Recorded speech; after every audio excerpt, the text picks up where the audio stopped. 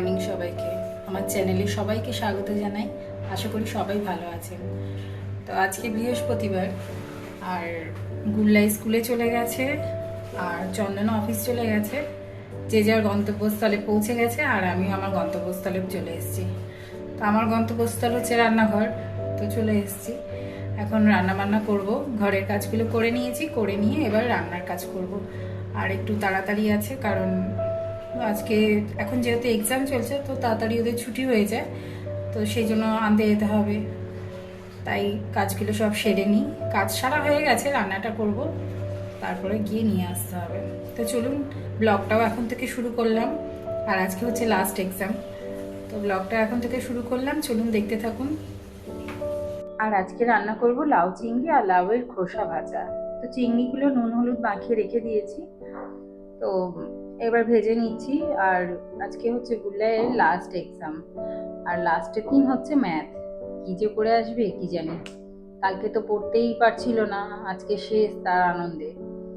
আর আজকে ওর পরীক্ষা শেষ, ও তো বাঁচলো, তার থেকে যেন আমি বাঁচলাম।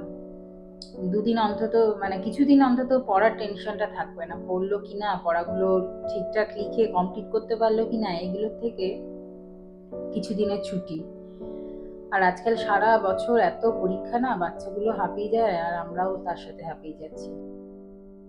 তো এদিকে লাউ থেকে জলটাও বেরিয়ে গেছে, আর জলটা তো টানতে একটু টাইম লাগবে। আর আদা বাটা আর জিরে গুঁড়ো, ধনে গুঁড়ো একটু দিয়েছি।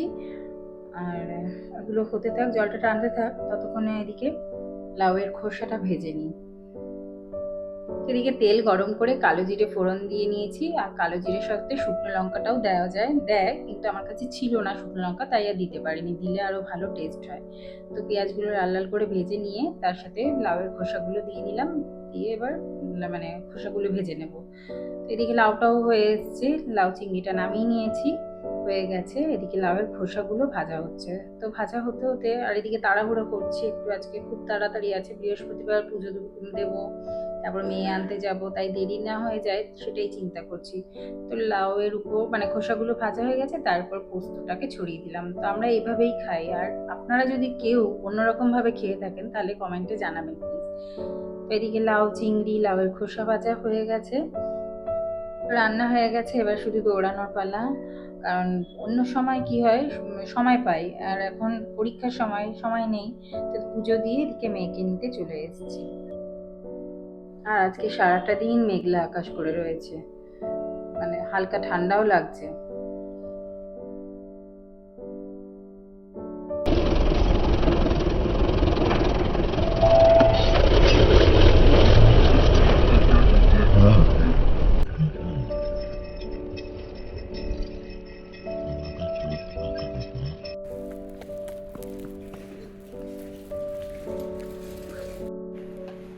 তো আজকে এক্সাম কেমন হলো? ভালো। হুম, সব লিখেছো? ঠিক।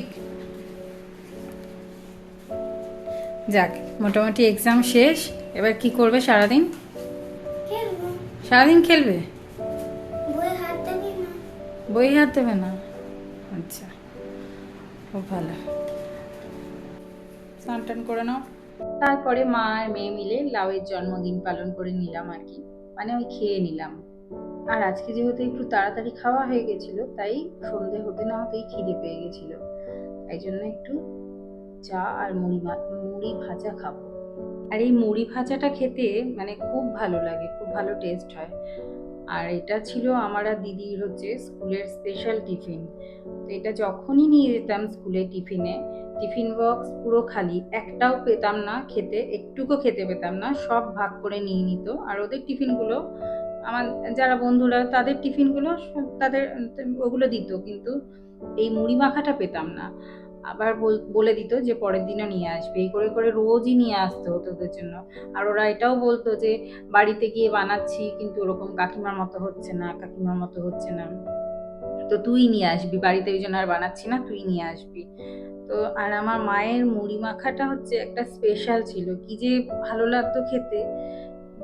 তো যারা খেয়েছে তারাই জানে। যাই হোক, এদিকে মুড়িটাকে একটু ভালো করে ভেজে নিয়ে লাল লাল করে, আর একটু বাদামটাও দিয়ে নিলাম, আর জিরে আর কাঁচা লঙ্কা ফোড়ন দিয়েছি, দিয়ে মুড়িটাকে ভেজে নিলাম।